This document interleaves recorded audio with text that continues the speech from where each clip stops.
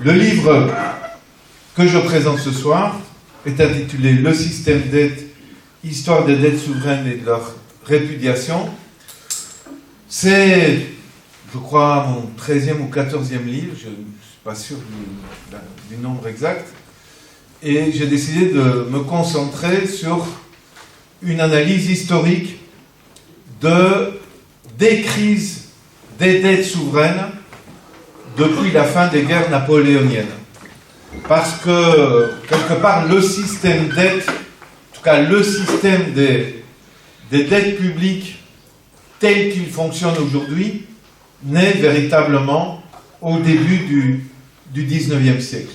Et on ne peut pas comprendre toute une série d'événements du 19e, du 20e et de ce début du 21e siècle si on n'a pas une grille d'analyse de comment les crises des dettes publiques sont gérées, comment elles sont exploitées, dans quel sens, et comment elles redessinent la carte des États. Et donc, il y a quelque part, une série de thèses dans ce livre qui sont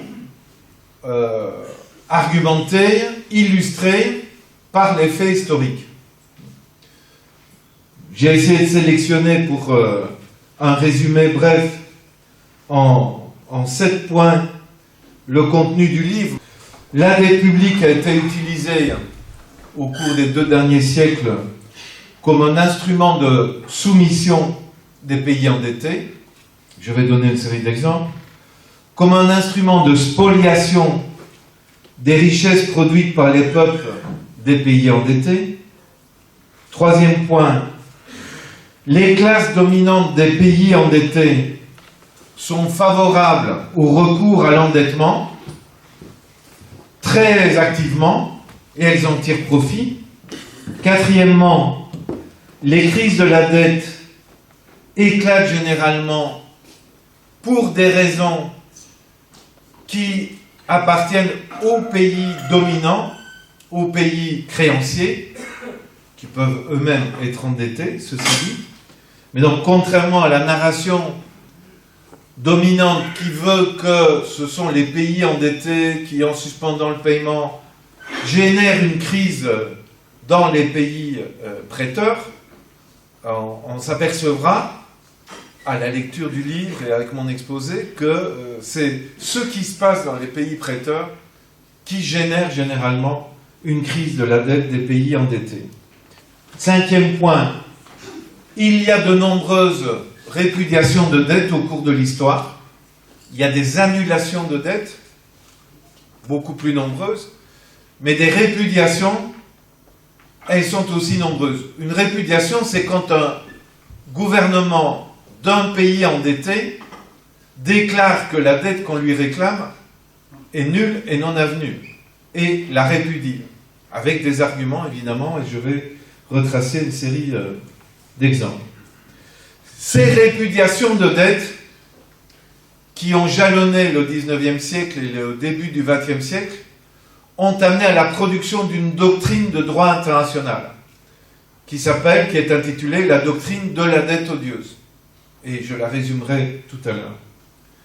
Et mon 7e point, c'est il faut que les citoyens et les citoyennes, il faut que les peuples se saisissent quelque part de l'histoire et de la doctrine de la dette odieuse, l'appliquent dans leur réalité concrète pour affronter le problème des dettes publiques qui jouent un rôle tout à fait clé dans cette période du XXIe siècle. Et bien sûr, la Grèce des dernières années en est un exemple emblématique, mais les questions de dette illégitime, de dette odieuse, touchent bien sûr, une grande partie des pays d'Afrique, on a parlé du Burkina Faso et du combat de Thomas Sankara, touche les pays de la périphérie européenne au-delà de la Grèce, l'Italie aujourd'hui, l'Espagne, le Portugal, Chypre, l'Irlande. Le livre, quelque part, commence à la fin des guerres napoléoniennes, quand le capitalisme mondialisé est en plein développement, en pleine extension. On peut parler, à partir de la fin des guerres napoléoniennes, du capitalisme moderne. C'est le développement, bien sûr, vous l'avez étudié dans vos manuels d'histoire, de la révolution industrielle, des années surtout 1820, 1830, 1840, mais c'est aussi les premières grandes crises capitalistes. La première grande crise internationale du capitalisme moderne, c'est décembre 1825 à Londres, une grande crise bancaire. La dernière en date, on vient de dire qu'on commémorait son 10e anniversaire, c'est la faillite de Lehman Brothers en 2008, mais cette crise de 2008 avait commencé en 2006-2007. Et donc l'histoire du capitalisme est jalonnée par des grandes crises. Je disais, on ne peut pas comprendre l'évolution des rapports entre toute une série de nations au cours du XIXe siècle et comment la carte du monde s'est dessinée si on ne prend pas en compte la question de la dette. Je m'explique. Dans les années 1820, une série de peuples d'Amérique latine conquièrent leur indépendance par rapport à la couronne espagnole. L'Amérique latine, sans le Brésil lusophone, gagne son indépendance avec des leaders comme Simón Bolívar, qui est toujours une figure emblématique aujourd'hui, puisque au Venezuela, mais dans les pays de la région autour du Venezuela, on se réfère toujours à Bolivar, à la révolution bolivarienne. Bien, Simón Bolívar dirige avec d'autres, Francisco de Miranda, Mariscal Sucre, le général San Martín en Argentine, une vague de lutte indépendantiste. Et elle connaît son apogée, cette lutte indépendantiste, en 1824. À ce moment-là, les leaders indépendantistes cherchent à financer leur guerre d'indépendance. Ils ne sont pas encore à la tête d'États reconnus au niveau du droit international. Mais ils sont des pouvoirs émergents. Et où vont-ils se financer? Ils vont se financer auprès des banquiers de Londres. En 1824-25. Ça, c'est du côté de l'Amérique latine. En Europe, on a aussi le début d'une guerre d'indépendance, celle de la Grèce. La Grèce faisait partie depuis 4 siècles de l'Empire ottoman, et des leaders indépendantistes, républicains, épris des idées des Lumières, veulent l'indépendance de la Grèce par rapport à l'Empire ottoman et cherchent aussi un financement de leur guerre d'indépendance et s'adressent aussi aux banquiers londoniens. Et une série de prêts à des États en train de naître ou qui ont la volonté de naître sont octroyés à la Bourse de Londres.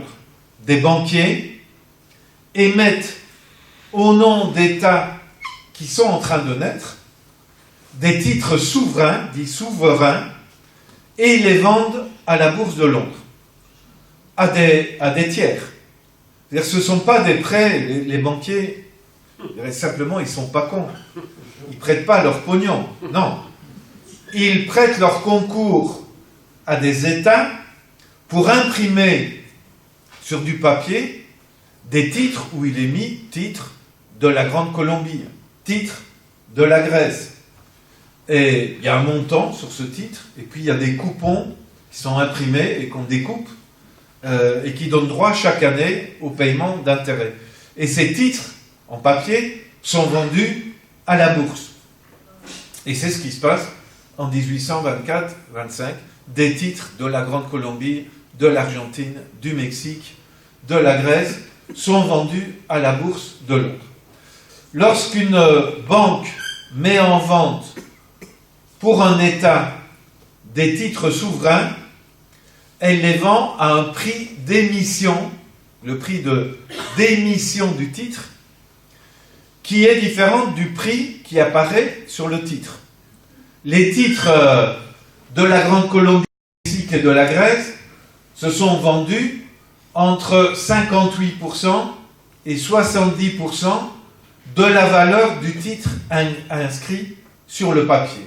Donc, simplement, un titre mexicain d'une valeur de 100 livres sterling vendu à la bourse de Londres a été vendu au prix de 58 livres sterling. Un titre grec a été vendu au prix de 70 livres sterling. Mais évidemment, le pays qui emprunte, il emprunte la valeur faciale du titre. Il emprunte 100 livres sterling. Et si l'emprunt donne un rendement de 6% annuel, c'était entre 6 et 7% le taux qui était pratiqué à cette époque, le rendement est bien sûr du 6-7% sur une valeur théorique de 100, mais si le pays a reçu 58 livres sterling et qu'il doit payer l'année suivante, si c'est à du 6%, 6 livres sterling, il paye les livres sterling sur la valeur de 100. Et donc l'acheteur du titre calcule le rendement réel du titre, pas le rendement théorique. S'il a acheté à 58 livres sterling un titre qui donne un rendement de 6 livres sterling, c'est du 10% qu'il fait, un peu plus de 10% de rendement réel. Ce qu'on appelle encore aujourd'hui le yield, le rendement réel. Et vous, si vous regardez, je suppose que vous n'êtes pas, que chaque jour vous ne lisez pas le Financial Times ou la Tribune et les cotations des titres en bourse, mais vous verrez yield, c'est-à-dire le rendement réel d'un titre grec, d'un titre turc ou d'un titre égyptien, etc. Et donc c'est important à savoir. Alors, les banquiers, pour émettre le titre, à l'époque, ils prenaient 10% de la valeur faciale. Donc, un pays comme le Mexique ou comme la Grande Colombie ou la Grèce empruntait, disons, l'équivalent de 3 millions de livres sterling. Ils recevaient 58%, 70% du montant, duquel était déduit une commission de 10% sur la valeur faciale également. Le banquier aussi généralement disait au pays qui émettait le titre, écoutez, je vais prélever sur le montant récolté les 3 premières années d'intérêt que vous avez à payer. Comme ça, vous n'avez pas à les débourser. Donc on décompte encore ce montant-là. Le paiement anti, c'est-à-dire la banque dit, je vais mettre de côté le paiement des coupons que vous devrez payer au cours des 3 années qui viennent. Bon, résultat de ce type d'opération, les États recevaient entre 20 et 30% de la valeur du montant emprunté et s'engageaient à payer du 6% pendant 30 ans, généralement c'était la durée de l'emprunt, pendant 30 ans du 6%. Donc j'ai calculé dans le cas des premiers emprunts mexicains, le Mexique reçoit 1 et s'engage à en rembourser 8. 8 fois la somme reçue. Ce sont des conditions extrêmement onéreuses. On peut dire que ce sont des conditions léonines, dès le début, imposées par les banquiers. Et ces banquiers, l'époque 1824-1825, cherchaient quelque part frénétiquement à octroyer des prêts. On était dans une période d'euphorie financière. Tout allait très bien dans le capitalisme globale de l'époque, et notamment Londres, évidemment, avec ses grandes manufactures de Birmingham, de Manchester, de Londres, irriguait, envoyait dans le reste du monde ses produits manufacturés avec sa compétitivité nettement supérieure aux concurrents et avec sa technologie liée à la révolution industrielle. Après avoir détruit, mais c'est une autre histoire, l'industrie textile de l'Inde au cours du XVIIIe siècle, du début du XIXe siècle, notamment, et d'autres industries, grâce aux accords dits de libre-échange ou de libre-commerce que la Grande-Bretagne imposait à l'intérieur de son empire ou à ses partenaires. En décembre 1825, éclate la première crise bancaire internationale.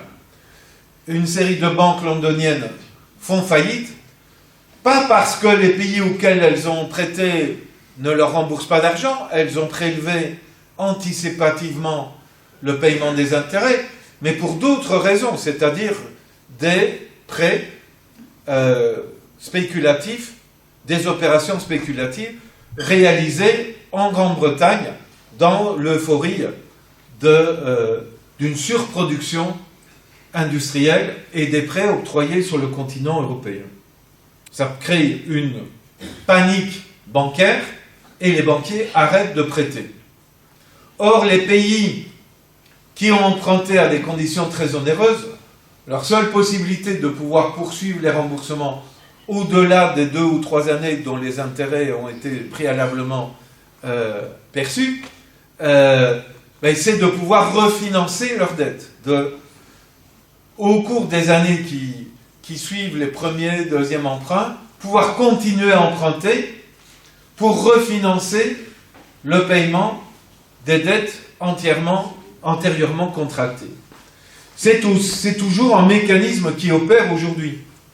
Une grande partie des pays emprunteurs émettent régulièrement, on va dire chaque année, mais quelquefois 2 à 3 fois par an, de nouveaux titres dont une grande partie vont servir à payer les intérêts des emprunts antérieurs ou à amortir le capital qu'il faut payer par fraction ou le capital qu'il faut payer à échéance des titres émis précédemment. Et on dit, à tort, les pays ne remboursent pas leurs dettes, au sens où ils empruntent de manière permanente et donc ils payent essentiellement le service de la dette. Sauf, justement, quand on se trouve confronté à une crise bancaire internationale et que plus personne ne veut prêter à un État ou aux États comme ces États qui étaient en train de naître. La première grande crise de la dette des pays périphériques endettés éclate en 1827. Les premières suspensions de paiement ont lieu à partir de 1827, puisque en 1826, les intérêts ont continué à être payés. Dans le cas, par exemple, du Mexique, je montre que les 2 banques qui avaient prêté au Mexique font faillite au cours de l'année 1826 et le remboursement de la dette mexicaine n'est interrompu qu'à partir de 1827. Et en font les frais ceux qui avaient acheté des titres mexicains à la Bourse de Londres via les emprunts émis par les banquiers qui, entre-temps, avaient fait faillite et avaient prélevé 2 ou 3 années d'intérêt et ont quand même fait faillite pour d'autres raisons, à savoir les aventures financières, les engagements aventureux qu'ils avaient pris dans d'autres domaines. La Grèce est en suspension de paiement à partir de 1827. Elle n'est pas encore un État reconnu. Ce sont des leaders républicains indépendantistes qui ont emprunté au nom de la Grèce et les banquiers ont accepté l'idée qu'ils représentaient un État réellement existant. Et ils ont demandé au gouvernement britannique une garantie. Et le gouvernement britannique a dit « Ok, vous pouvez émettre des titres au nom de cet État ». Mais cet État n'existait pas. Et donc, la question qui s'est posée au gouvernement britannique et à d'autres gouvernements importants du continent européen, c'est qu'est-ce qu'on fait dans ce cas? Est-ce qu'on soutient la perspective de création d'un nouvel État? Est-ce qu'on porte un coup contre l'Empire ottoman avec un risque de déstabilisation de la situation de l'Europe? Et les puissances monarchiques réactionnaires, la France, où il y avait eu la restauration de la monarchie, la Grande-Bretagne et la Russie des tsars, décident, ces trois puissances, de se mettre ensemble pour constituer la première troïka de l'histoire de la Grèce et pour dire oui, on est pour la création d'un État grec. Ces trois puissances se coalisent et disent oui, un État grec, mais pas une république. Ça doit être une monarchie. Et on cherche un prince européen pour devenir le chef d'État de la Grèce. On ne va pas le chercher en Grèce. On le cherche parmi des micro-États qui ne représentent pas un danger. C'est la tradition à l'époque. On ne va pas chercher un prince français ou britannique ou russe. On va chercher un prince d'un des petits États du Saint-Empire germanique. Et on s'adresse au roi de Bavière. Et le roi de Bavière dit, j'ai un fils, il a 15 ans, il s'appelle Otto, je vous le propose comme roi.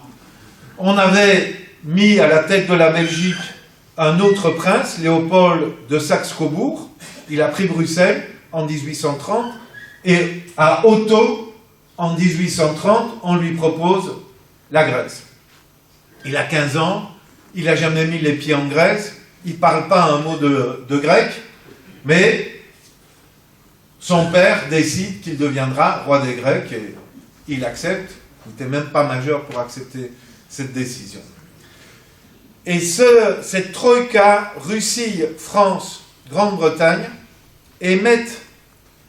cette troïka émet à Paris, en 1833, un emprunt pour l'État souverain de Grèce, afin de réunir la somme nécessaire, notamment au remboursement des banquiers londoniens qui avaient octroyé un prêt en 1824-25 aux leaders républicains indépendantistes. C'est un emprunt de 30 millions de francs or réalisé à Paris par l'intermédiaire de la banque Rothschild de Paris qui prélève 10% sur la somme.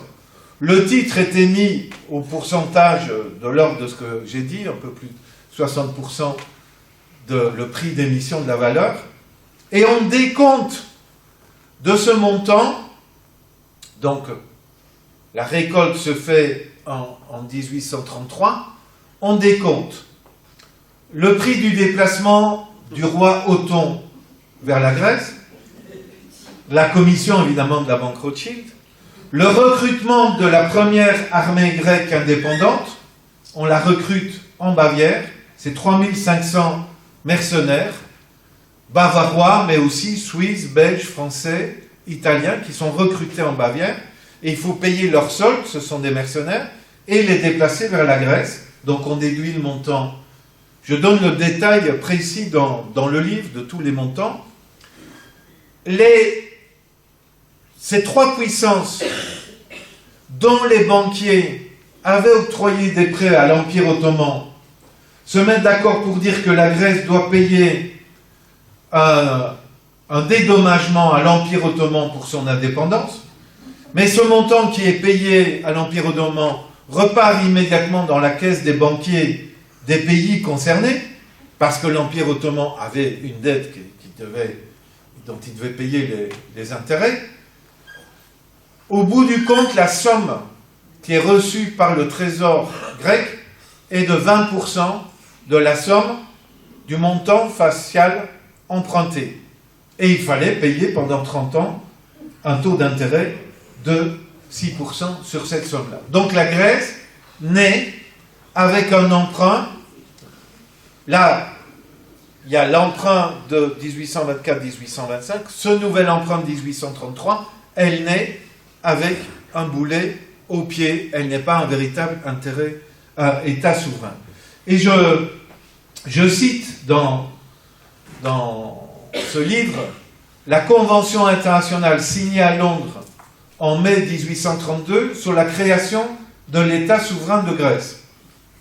Et cette convention dit à l'article 12 que tous les revenus de cette Grèce souveraine iront en priorité au remboursement de la dette.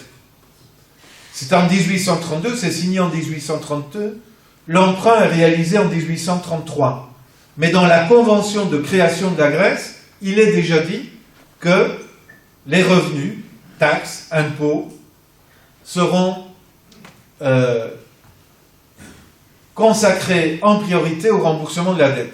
Et c'est seulement s'il reste quelque chose au cours de l'année concernée qu'il restera une somme pour le fonctionnement de l'État grec.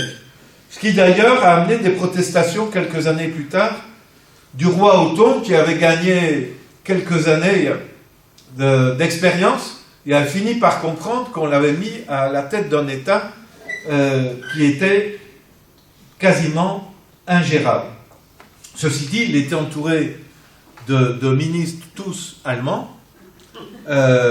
En 1843, après une série de péripéties, de restructuration de la dette grecque, etc., vous avez déjà entendu parler de la restructuration de la dette grecque, est imposé par la Troïka un mémorandum.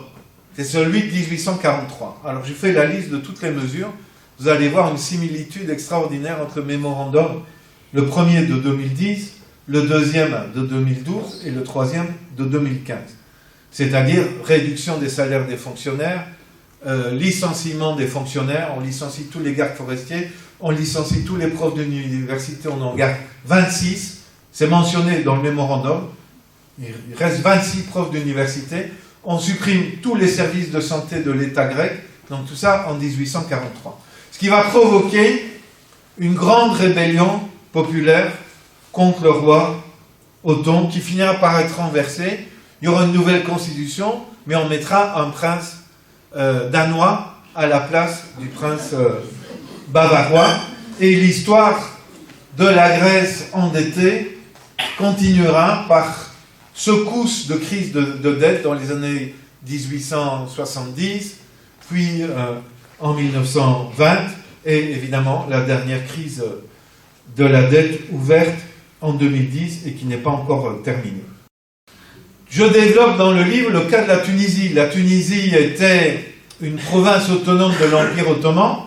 Elle avait un chef d'État, le bey de Tunis, qui exerçait un véritable pouvoir indépendant, largement indépendant du pouvoir d'Istanbul.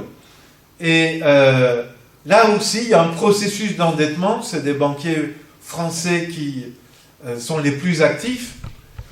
Et la Tunisie, vu les conditions abusives d'octroi du prêt, la capacité, mais aussi la gabegie du gouvernement tunisien, du bey de Tunis, qui est corrompu, la Tunisie rentre en défaut de paiement, et finalement la France va utiliser l'argument de la suspension de paiement de la part de la Tunisie pour l'envahir en 1881 et la transformer en un protectorat, et la Tunisie ne redeviendra indépendante que dans les années 1950 avec Habib Bourguiba à la tête de l'indépendance.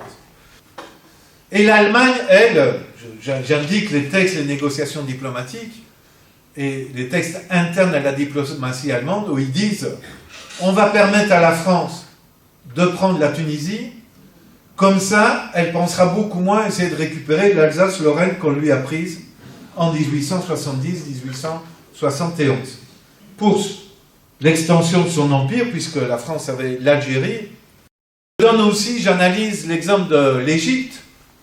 L'Égypte, c'est un cas très intéressant parce que là aussi, c'est une province de l'Empire ottoman qui a un chef d'État, le Khedive du Caire, qui, dans les 50 premières années du 19e siècle, veut un développement autocentré de l'Égypte. L'Égypte, son chef d'État, importe des technologies qu'il va,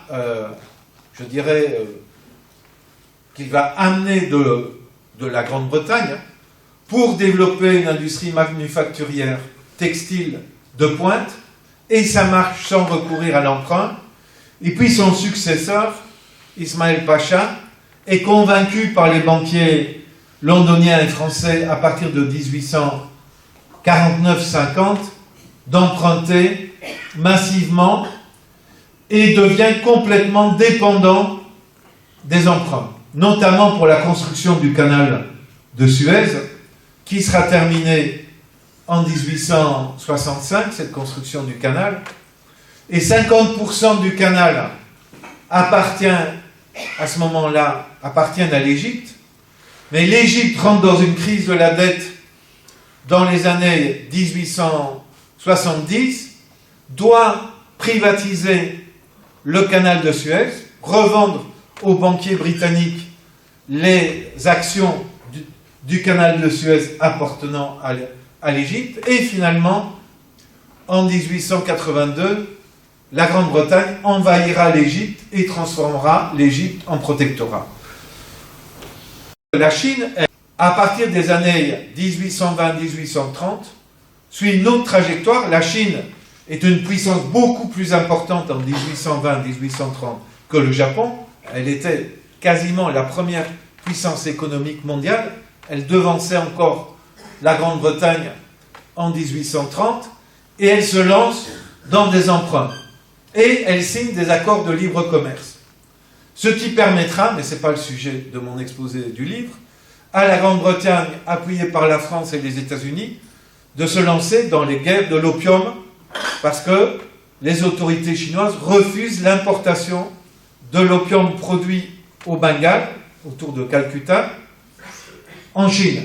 Et la Grande-Bretagne déclare la guerre à la Chine en disant « Vous ne respectez pas nos accords de libre-échange qui impliquent que vous ne pouvez pas refuser l'entrée sur votre territoire de l'opium que nous exportons vers votre marché. » Et c'est la combinaison de l'endettement de la Chine et des accords de libre commerce signés par la Chine qui vont entraîner une décadence prolongée de la Chine jusqu'aux 50 dernières années, la Chine ayant retrouvé maintenant son rôle quasiment de première puissance économique. Mais après, une éclipse de quasiment 120, 150 ans, qu'on ne peut pas comprendre l'évolution respective de la Chine et du Japon si on ne prend pas en compte la question des dettes publiques.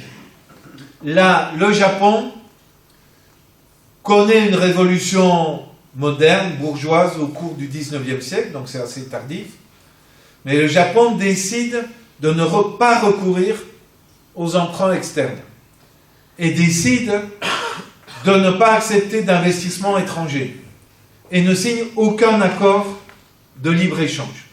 Et donc le Japon connaît un développement autocentré, supprime, je dirais, toutes les frontières intérieures, crée un marché interne japonais et devient, au cours du XIXe siècle, une puissance impérialiste de toute première importance. Parce qu'à la fin du XIXe siècle, le Japon part à la conquête de la Corée, puis d'une partie de la Chine, de Taïwan, etc.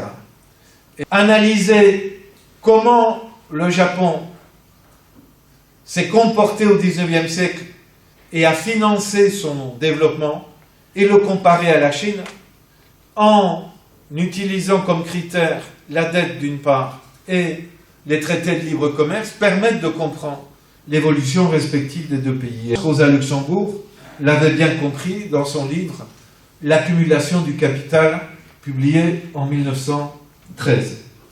Et je cite plusieurs passages de son livre qui méritent d'être lus. Alors, heureusement, on n'est pas que dans une histoire de soumission, de perte de l'indépendance. La question de la dette et les conditions abusives de prêt ont entraîné des répudiations à répétition. La première répudiation du XIXe siècle, figurez-vous, elle a lieu aux États-Unis. En 1837, les populations de 4 États des États-Unis, l'État du Mississippi, de la Floride, du Michigan et de l'Arkansas, se révoltent contre leur gouvernement local, contre leur gouverneur. Et ces populations locales dénoncent la corruption et les emprunts massifs réalisés par leur gouvernement auprès de banquiers corrompus pour des projets d'infrastructures, les débuts de construction de chemins de fer et d'autres infrastructures, qui se font de manière tout à fait discutable et sont dénoncées par les populations. Ces populations se rebellent, renversent leur gouvernement, et le nouveau gouvernement, dans ces 4 États, répudie les dettes contractées par les gouvernements précédents.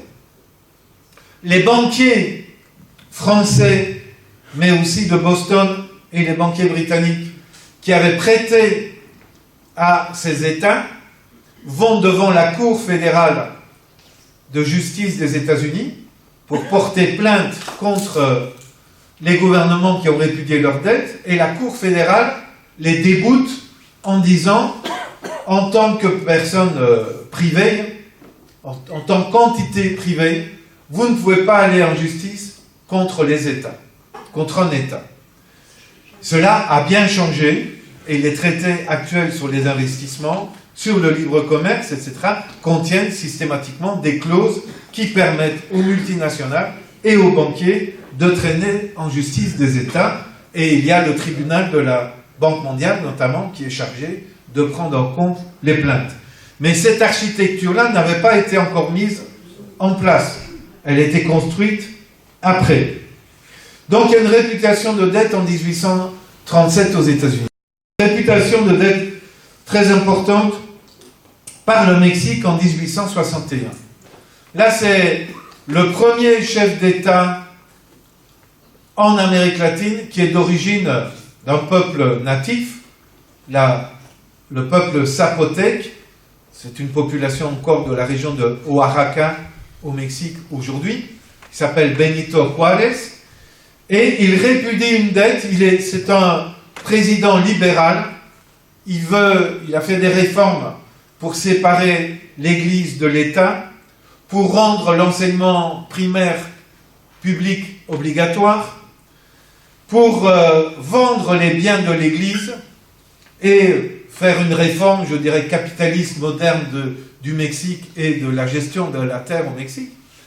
Il est confronté à des conservateurs qui le renversent en 1858 et qui empruntent à des banquiers français et à des banquiers français à Paris et à un banquier suisse basé au Mexique, des montants importants pour soutenir leur politique, mais ce sont des usurpateurs. Benito Juárez, soutenu par le peuple, revient au pouvoir en 1861 et répudie la dette contractée auprès des banquiers français et d'un banquier suisse qui s'appelait Jecker.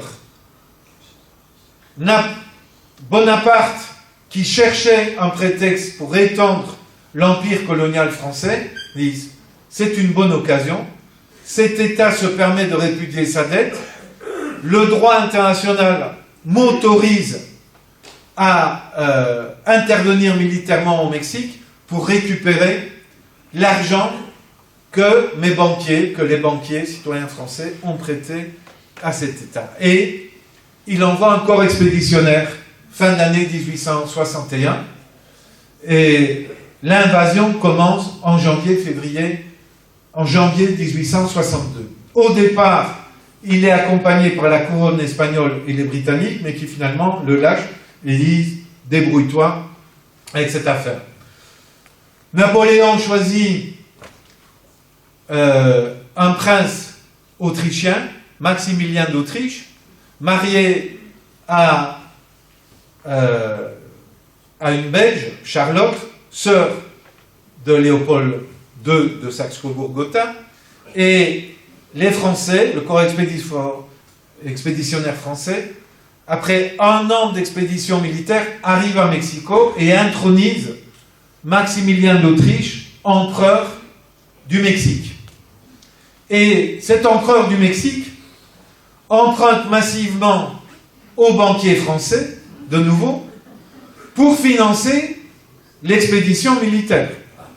Et l'emprunt, évidemment, est réalisé au nom du Mexique et les titres sont vendus en France, mais l'essentiel des sommes récoltées à Paris reste à Paris et finance l'expédition en France et d'autres expéditions françaises. Les usurpateurs qui avaient, dans un premier temps, renversé Benito Juárez, s'étaient financés auprès d'un banquier suisse qui s'appelait Jecker, et Bonaparte, en février 1862, donne la nationalité française au banquier Jecker pour avoir un argument de droit international supplémentaire pour justifier l'expédition. Quelqu'un n'apprécie absolument pas le pouvoir de Maximilien d'Autriche, et une guerre d'indépendance commence, et Benito Juárez revient au pouvoir après avoir bouté dehors les 35 000 militaires français, parmi lesquels il y avait 4 000 soldats belges d'ailleurs, et 400 mamelouks d'Égypte, envoyés par le successeur d'Ismaël Pacha. L'expéditionnaire français et donc se retire du Mexique. Benito Juárez fait fusiller Maximilien d'Autriche comme usurpateur et répudie les dettes qu'il avait répudiées en 1861 et les dettes contractées par Maximilien. Tous les États reconnaissent le gouvernement de Benito Juárez, et y compris la France. La France ne veut pas perdre le marché mexicain au profit des investisseurs nord-américains ou britanniques ou belges ou allemands qui cherchaient à investir au Mexique. Cette répudiation de dette est réaffirmée une nouvelle fois dans une loi décret adoptée par le Congrès mexicain en 1883. Donc, une succession de répudiations par le Mexique qui sont bénéfiques au Mexique. C'est quelque chose de très peu connu. Il y a une nouvelle répudiation de dette en 1865 aux États-Unis. La guerre de sécession se termine en 1865. Les États de l'Union, les nordistes, gagnent contre les États de la Confédération, les sudistes, et le président Abraham Lincoln fait adopter par le Congrès des États-Unis le 14e amendement de la Constitution américaine qui dit la chose suivante. Les États du Sud, les États confédérés, qui veulent réintégrer l'Union, doivent préalablement répudier leurs dettes. C'est la condition à laquelle ils peuvent réintégrer l'Union. L'idée était, et Abraham Lincoln le justifie, ces dettes ont été contractées par les États du Sud pour mener la guerre contre les États du Nord, pour maintenir le régime esclavagiste. C'est une dette illégitime, odieuse. Il n'est pas question que l'Union hérite de dettes contractées pour la combattre. C'est le 14e amendement de la Constitution américaine. Alors, je fais un saut dans le temps et j'arrive à il y a un siècle. En 1918, la Russie soviétique répudie toutes les dettes contractées par le régime tsariste. Les principaux prêteurs étaient de nouveau, ou les principaux intermédiaires, étaient des banquiers français. Au premier titre, le Crédit Lyonnais. Pendant les 30 ans qui ont précédé 1918, le Crédit Lyonnais a tiré 30% de ses bénéfices de la gestion des titres russes. Beaucoup de Français ont en mémoire les emprunts russes. Parce que quand la révolution d'octobre 17 a eu lieu et que la Russie, fin décembre 1917, a suspendu le paiement, et puis en février 1918 a répudié totalement par un décret toutes les dettes contractées par l'Empire russe, le gouvernement français, du président Poincaré, a demandé aux résidents en France de déclarer qu'ils détenaient des titres russes. Il y a 1 600 000 résidents en France qui se sont déclarés détenteurs de titres russes. Donc la Russie soviétique suspend le paiement de la dette en décembre 1917, puis répudie en février 1918. Cette affaire de la répudiation a augmenté l'agressivité du gouvernement français par rapport aux bolcheviks. Il y avait une agressivité, je dirais, naturelle face au danger d'extension d'une révolution communiste, mais la France était la plus affectée par la suspension de paiement et puis par la répudiation. Et donc la France était une des puissances les plus motivées à envoyer des troupes en Russie pour combattre les bolcheviks. Parce que les généraux russes blancs, Dénikine et autres, s'étaient engagés à reconnaître, eux, les dettes contractées par le tsar et à reprendre donc les paiements. Et donc la France envoie un corps expéditionnaire comme Charles Tillon ou, aidez-moi, le deuxième, Marty, qui se mutine comme soldat en 1918 au cours de l'année 1919, alors qu'on les envoie vers Odessa, donc en mer Noire, pour envahir la Russie soviétique. En 1922, se réunira à Gênes une conférence internationale sur la dette russe. Les soviétiques disent aux Français, écoutez, messieurs les Français, en 1792, la Convention a décidé d'annuler 2/3 des dettes contractées par le tyran que vous veniez de renverser. Et vous nous reprochez à nous de répudier des dettes après avoir renversé notre propre tyran. Les peuples, comme vous l'avez inscrit dans l'histoire de vos débats, les peuples n'ont pas à payer les dettes contractées par des tyrans. Et on pouvait s'attendre au maintien d'un blocus contre la Russie soviétique, et c'est tout le contraire qui se passe. Chaque État créancier, l'un après l'autre, passe des accords commerciaux avec la Russie et octroie des crédits commerciaux afin que la Russie achète des biens britanniques, tchèques, norvégiens, belges, et la France suivra, tout en continuant à réclamer les dettes des emprunts russes. Il montre qu'une répudiation peut aboutir à une victoire pour le pays qui répudie.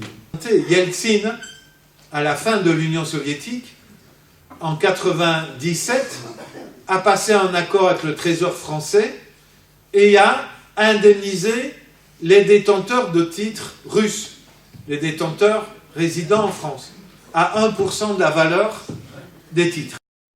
Et il y a encore un exemple en 1919, le Costa Rica, petit pays d'Amérique centrale, répudie une dette contractée par un régime qui venait d'être renversé auprès d'une banque britannique très importante, la Banque Royale du Canada. Et ça donne lieu à un arbitrage international au cours duquel le Costa Rica gagne contre la Grande-Bretagne et la Banque Royale du Canada. On pourrait aussi mentionner de nouveau le Mexique. En 1914, alors qu'a éclaté la révolution mexicaine en 1910, avec des leaders comme Emiliano Zapata et Pancho Villa, en 1914, le Mexique répudie la dette contractée par un général, le général Huerta, contractée auprès de banquiers français et de banquiers américains, et le Mexique va suspendre de nouveau le paiement de sa dette de 1914 jusqu'à la fin de la Deuxième Guerre mondiale, donc pendant plus de 30 ans, et obtiendra une victoire totale par rapport à ses créanciers, parce qu'à l'issue de la suspension de paiement, il y aura un accord avec le cartel des banquiers qui renoncera, le cartel des banquiers, à 90% du stock de la dette tel qu'il existait en 1914 et ne réclamera pas le paiement des arriérés d'intérêt. Avec l'Argentine, après 2001, à la fin 2001, pour répondre à une crise sociale et une révolte populaire qui avait explosé le 15 décembre 2001, le président Rodríguez Sá a suspendu le paiement de la dette argentine pour un montant de près de 80 milliards de dollars. Et entre 2001 et 2013, l'Argentine n'est plus retournée sur les marchés financiers. Et l'Argentine a connu un taux de croissance annuel de l'ordre de 8% en 2003, en 2004, en 2005, en 2006, en 2007, en 2008, en 2009. L'Argentine a connu un taux de croissance énorme sans se financer sur les marchés. Et tout en étant en suspension de paiement à l'égard du Club de Paris, et notamment de la France et de l'Espagne et de la Grande-Bretagne, pour un montant de 6,5 milliards. Et ça marchait bien pour l'Argentine. Et puis, le gouvernement en place de Cristina Fernandez a voulu absolument retourner sur les marchés. Pour retourner sur les marchés, il fallait d'abord passer un accord avec le Club de Paris. L'Argentine a été d'accord de payer 7 milliards en payant des arriérés. Et puis, la population argentine a commencé à perdre confiance dans Cristina Fernandez et a élu un président de droite, Macri, qui lui s'est empressé d'indemniser les fonds vautours qui avaient acheté des titres argentins. Tout semblait aller très bien en 2017 parce que Macri a émis un emprunt en vendant des titres à échéance de 100 ans. Donc tout le monde se disait sur les marchés financiers, tout va très bien, c'est un pays emprunte à 100 ans et que des investisseurs achètent des titres à 100 ans, c'est que tout va bien. Ça, c'était en 2017. Et en 2018, patatras, l'Argentine, au bord du défaut de paiement, emprunte 57 milliards au FMI dans des conditions absolument défavorables, dévalue de 50% le peso. Le taux d'intérêt officiel aujourd'hui en Argentine, c'est de 60%. Et l'Argentine paye sa dette. Et augmente sa dette, évidemment. On est emprunté 57 milliards au FMI. Et donc, en fait, ce que montrent les 15 dernières années, ou les 18 dernières années pour l'Argentine, c'est que ça a été beaucoup mieux quand l'Argentine n'a pas payé sa dette et n'est pas allée sur les marchés financiers, et que quand elle a commencé à retourner vers les marchés financiers, tout a commencé de nouveau à aller mal. Oui, chaque fois on nous dit, mais si on dit non à la dette, les marchés financiers ne financeront plus le pays. Ben oui, d'accord. Mais si on dit non à la dette, c'est bien parce qu'on ne veut plus se financer auprès des marchés financiers. Donc qu'est-ce qu'on s'en fout que Standard & Poor's ou Moody's fassent passer du triple A au triple C moins un pays, si ce pays n'émet plus de titres sur les marchés financiers. Bon. Fin des années 2000, il y avait des taux d'intérêt élevés. Les pays en développement ont refinancé au cours des 10 dernières années, surtout des 10 dernières années, par de nouveaux emprunts à des taux plus faibles pour rembourser les emprunts antérieurs. Et maintenant, comme on est dans une période de remontée progressive des taux, puisque la Réserve fédérale des États-Unis a fait passer son taux de 0,25% à 2,25%, une augmentation très forte, ce qui attire les capitaux aux États-Unis, ce qui fait remonter le dollar. Ça produit une crise dans les pays en développement qui ont emprunté en dollars, parce que, vous avez entendu, la lire turque a dévalué de 40%, le peso argentin a dévalué au cours des 6 derniers mois de 50%. S'ils empruntent en dollars, et que votre monnaie dévalue de 50%, et le coût du remboursement de la dette, si vous avez dévalué de 50%, le coût double, purement et simplement. Parce qu'il vous faut 2 fois plus de monnaie locale pour acheter les dollars, pour ensuite rembourser en dollars vos créanciers. Cette succession de répudiations va produire une doctrine de droit international, la doctrine de la dette odieuse, par un juriste russe qui était professeur de droit à Pétrograd sous l'Empire tsariste. Il était pro-tsariste. Il est traumatisé par la répudiation décrétée par le gouvernement soviétique en 18. Il s'exile à Paris. Et alors qu'il s'occupait d'autres matières de droit, de traités internationaux, et notamment des traités internationaux signés à leur indépendance par les républiques baltes sorties de l'Empire russe, il va se plonger dans la question de la dette parce qu'il cherche à comprendre ce qui arrive depuis un siècle avec ces répudiations de dette. La doctrine dit la chose suivante. Il y a un principe d'ordre général en matière de droit international qui veut que, malgré un changement de régime, le nouveau régime doit assumer les obligations contractées par le régime antérieur. Ça, c'est un principe général. Mais dit ce juriste russe qui s'appelait Alexander Naum Sak, il dit il y a une exception. C'est quand on peut considérer que la dette réclamée, donc une de ces obligations de l'État, la dette réclamée à cet État est odieuse. Et il dit qu'est-ce qu'une dette odieuse? Une dette odieuse, c'est une dette dont on peut démontrer qu'elle a été contractée franchement contre l'intérêt de la nation, contre l'intérêt de la population qui vit sur le territoire de cet État. Première condition. Deuxièmement, si on peut démontrer que les créanciers savaient que à quoi allait servir la dette qu'ils finançaient allait à l'encontre des intérêts de la population. Ou si les banquiers n'arrivent pas à démontrer qu'ils ont tout fait pour le savoir et qu'ils ne pouvaient pas le savoir. Donc quelque part, la preuve est à charge du banquier, ce qui est un élément très important de la dette. Et donc, du côté du CADTR, le Comité pour l'abolition des dettes illégitimes, cette doctrine, bien qu'elle ait été produite par un juriste conservateur, est très intéressante. Parce que ces deux critères sont deux critères opératoires. D'ailleurs, quand ça a servi les intérêts des puissants, elle a été utilisée. Lorsque, en mars 2003, la coalition dirigée par les États-Unis envahit l'Irak, une semaine plus tard, le secrétaire d'État au Trésor des États-Unis convoque ses collègues du G7 à Washington et leur dit la dette de Saddam Hussein est une dette odieuse.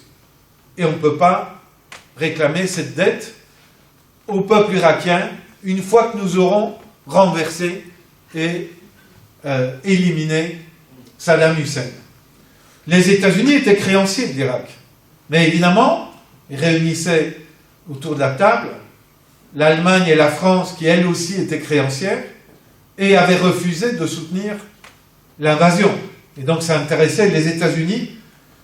D'accord, ils devaient faire un effort pour renoncer à récupérer une dette, mais il obligeait la France et l'Allemagne à renoncer aussi à récupérer une dette sur l'Irak, de manière à ce que le nouveau pouvoir que eux allaient contrôler puisse de nouveau emprunter sans la charge d'anciennes dettes pour contracter à Halliburton et d'autres entreprises américaines pour la reconstruction de l'Irak, évidemment. Mais ils se sont servis de la doctrine de la dette odieuse.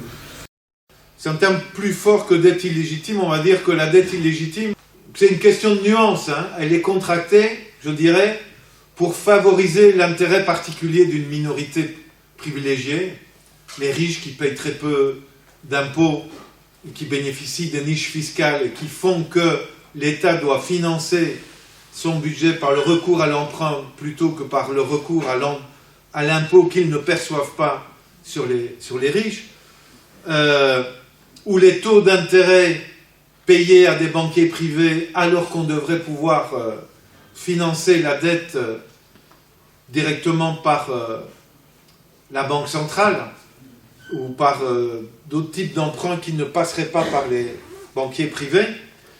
Pour la France, dans le cadre de l'action menée par ATTAC et le CADTM avec les comités d'audit citoyen, qui sont nés en 2011, et puis maintenant ils sont tombés un peu en veilleuse, ces comités d'audit citoyen, mais on a publié en 2014 un rapport indiquant que selon les premières conclusions de l'audit que nous avons réalisé, 59% de la dette de la France en 2014 était considérée comme illégitime, par nous évidemment.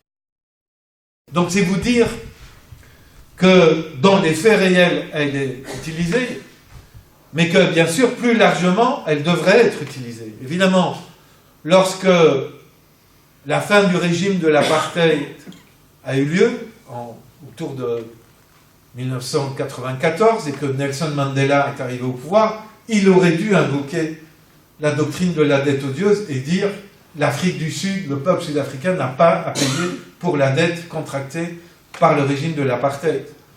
Le régime qui a suivi le renversement de Marcos en Philippines pouvait le dire et devait le dire. Le régime qui a suivi le renversement de Mobutu pouvait et devait le dire. Et ça n'a pas été utilisé, et c'est un tort. De même, Tsipras aurait dû utiliser l'argument de la dette odieuse, et nous lui avions servi sur un plateau d'argent, puisque la présidente du Parlement grec nous avait chargé de constituer une commission d'audit de la dette grecque qui a commencé ses travaux le 4 avril 2015, en présence d'ailleurs du Premier ministre Tsipras, du chef de l'État, du président de la République et du gouvernement, et que nous avons démontré au cours de notre audit de la dette grecque qu'on pouvait considérer clairement la dette réclamée par la Troïka à la Grèce, la Troïka actuelle, comme une dette odieuse, puisque cette dette a été contractée contre l'intérêt du peuple grec, au service de l'intérêt particulier des banquiers français, allemands, belges, hollandais, luxembourgeois qui avaient prêté massivement à la Grèce avant 2010, et que les créanciers, à savoir la Troïka, étaient activement complices, puisque c'est eux-mêmes qui ont, par les termes des mémorandums, imposé des conditions au peuple grec qui violent les droits fondamentaux du peuple grec et qui violent la signature des différents acteurs aux traités internationaux comme le pacte sur les droits économiques, sociaux et culturels et d'autres pactes internationaux qui ont été violés dans le cadre de l'application des mémorandums. Alors, ce que je pense, c'est que, évidemment, dans tous ces pays qui ont emprunté au cours des dernières années, Burkina Faso, Rwanda, Ghana, Sénégal, Nigeria, ils devraient procéder à des audits de la dette avec participation citoyenne et remettre en cause le paiement de leur dette en montrant à l'opinion publique internationale qu'effectivement c'est une accumulation de dettes au cours de laquelle ils ont remboursé plusieurs fois le stock emprunté.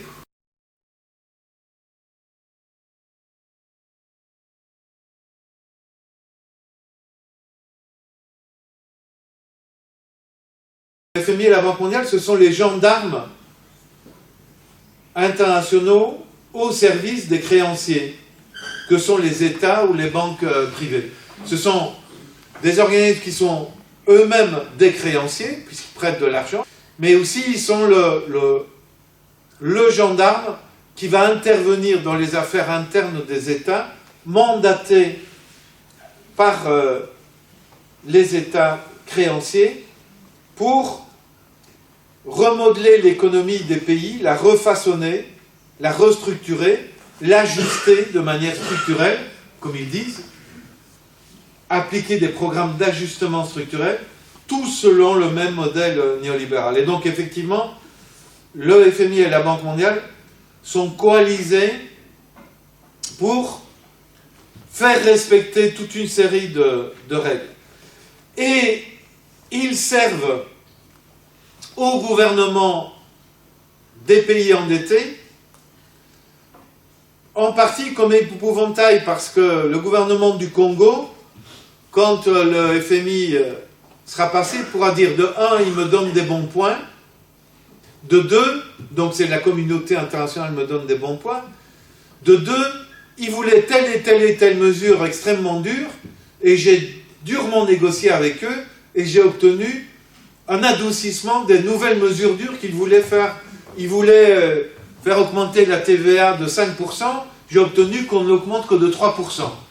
Et donc, une série de gouvernements en place utilisent le FMI comme le mauvais flic pour pouvoir dire « moi je suis le bon flic hein ». Et je fais appliquer des mesures adoucies. Et donc, le FMI et la Banque mondiale ont le pouvoir que leur délèguent les États. Ont d'autant plus de pouvoir qu'un État se soumet à la volonté du FMI et de la Banque mondiale. Sortir de la Banque mondiale et du FMI et se doter d'une nouvelle architecture financière internationale. Il y a eu des tentatives. Moi, j'ai collaboré à la tentative de mise en place d'une banque du Sud par l'Équateur, l'Argentine, la Bolivie, le Venezuela, le Paraguay et le Brésil. Mais bon, j'ai écrit un livre là-dessus, ça s'appelle « Banque du Sud, une alternative ». Il est clair que les classes dominantes locales, elles ont tout intérêt à ce que leurs amis au gouvernement empruntent. Parce que si on emprunte à l'étranger, et qu'on combine ça en plus à des emprunts internes, ben on emprunte aux riches, c'est-à-dire à la classe dominante locale. La classe dominante locale, très souvent, elle cherche à placer une partie de ses gains, de sa fortune, à l'étranger en lieu sûr. Et qu'est-ce qu'elle fait avec ses gains? Bon, elle peut acheter des appartements à Paris, mais une autre partie de l'argent qu'ils planquent en France, ils achètent des titres de leur État. Puisque c'est eux-mêmes qui décident de rembourser la dette, ils sont sûrs de vouloir continuer à rembourser la dette. Un autre argument pour la classe dominante locale d'être favorable à l'endettement interne et externe, c'est que comme ça, l'État ne pense pas à prélever trop d'impôts sur les gains des classes dominantes locales. Et le poids de l'impôt pèse essentiellement via la TVA sur le peuple.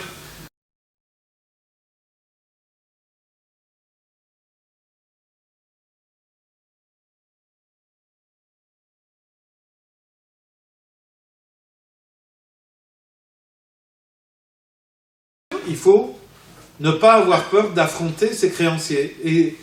Et le problème, il faut donc avoir un gouvernement qui soit composé d'une manière telle que ce ne soit pas l'ami des riches, pas l'ami des banquiers.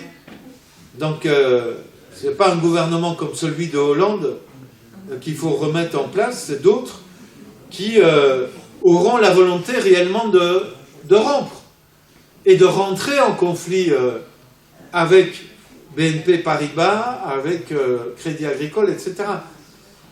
Ce gouvernement doit remettre en cause le paiement de la partie illégitime de la dette. La Banque Centrale Européenne détient pour plus de 400 milliards d'euros de titres souverains français.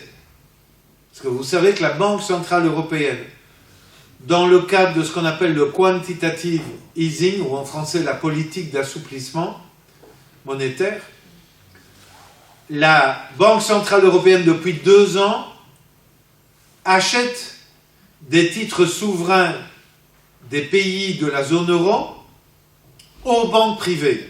et elle va les conserver dans son bilan.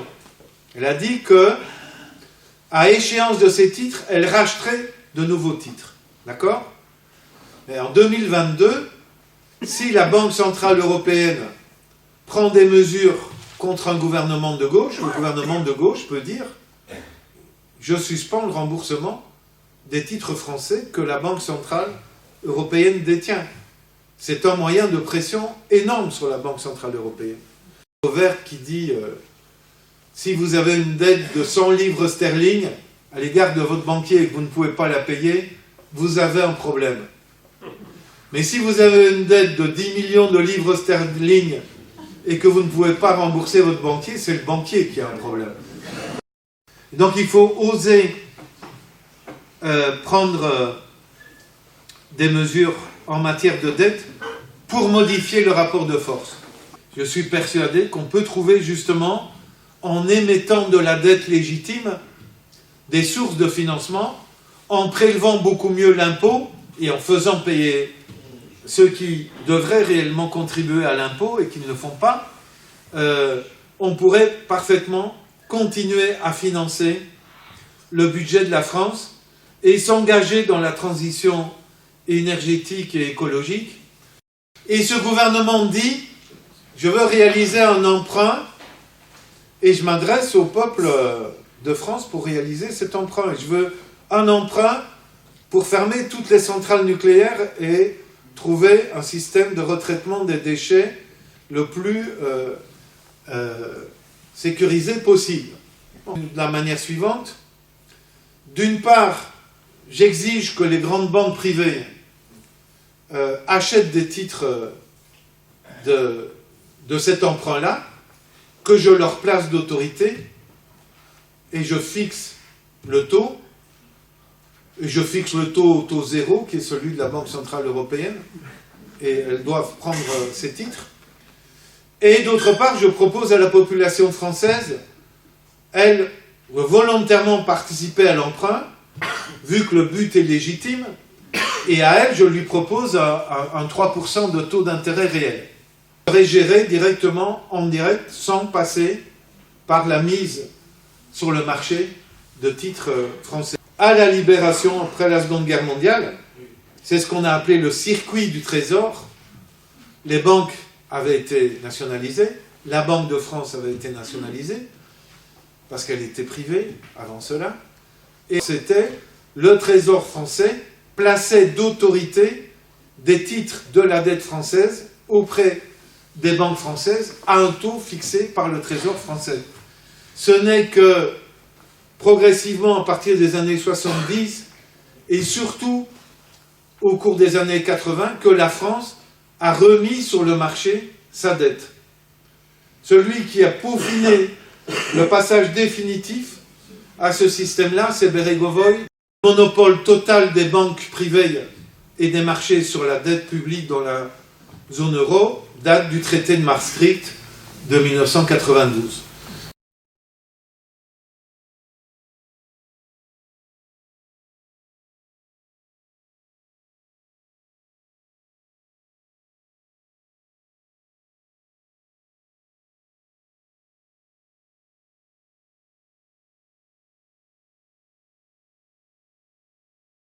La question de la dette odieuse est un combat d'aujourd'hui. Réussir à ce que citoyens et citoyennes obtiennent de gouvernements qui veulent réellement défendre les intérêts de leur peuple, que ceux-ci procèdent à un audit de la dette pour identifier la partie odieuse, illégitime, illégale, insoutenable des dettes réclamées au pays et prennent les mesures qui s'imposent. Ce qu'un gouvernement légitime peut faire, c'est baser un acte souverain unilatéral de suspension de paiement suivi d'un acte de répudiation sur la base d'arguments du droit international. Toute une série d'États pratiquent des actes unilatéraux souverains, Trump et ses prédécesseurs, l'État d'Israël le fait systématiquement, généralement en violation de traités internationaux. On devrait avoir des gouvernements qui, en respect de traités internationaux, sur les droits humains, recours à des actes souverains unilatéraux de répudiation des dettes pour libérer leur peuple du fardeau de la dette. Tout ça, il y a toute une série d'alternatives très concrètes qui pourraient être mises en place et qui nécessitent que les citoyens se mobilisent et par leur mobilisation, fassent qu'on abandonne certains types de politiques et par les mobilisations, mettre en place de nouvelles autorités qui mettraient en pratique un autre type de développement. C'est parfaitement possible et c'est pour ça qu'on est réunis ce soir pour réfléchir à ça et qu'on se mobilise en dehors de conférences pour soutenir des mouvements qui, dans les pays, que ce soit au Congo, Brazzaville, en RDC, au Mali ou au Venezuela ou ailleurs, toutes les forces qui veulent réellement mettre en place un autre modèle de développement qui est à la fois nécessaire et tout à fait possible. Je vous remercie beaucoup pour votre attention et votre participation.